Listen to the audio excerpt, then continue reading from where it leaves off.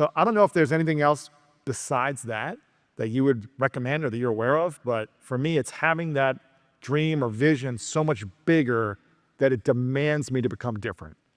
Yeah, I think the highest form of motivation is mission motivation. It's purpose motivation, it's duty motivation. When you have a vision that is big, like in some way selfless, to change people, to change the world, to do something, that is the highest form of motivation because it's the most selfless form, and we're wired to be selfless.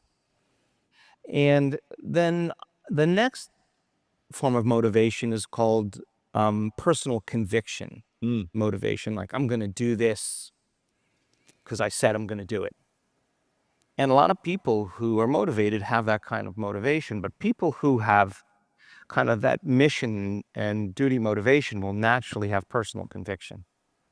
Yes. Then there's that next form of motivation called ethics motivation or morality-based motivation, and that's based on good and bad, right and wrong, heaven and hell, you know the story.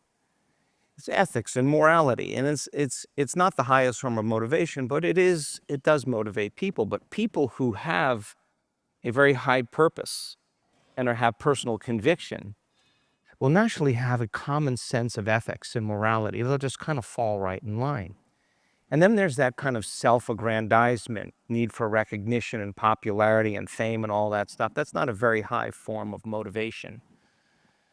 It requires a lot. But people who have that vision, who have personal conviction, have that ethics and morality, naturally get the attention, naturally get the recognition. The science says the lowest form, the data, the research shows the lowest form is not my research, just research in general. The lowest form is money motivation because it's the most selfish form of motivation, and that very likely doesn't have any payoff for a lot of people in the end.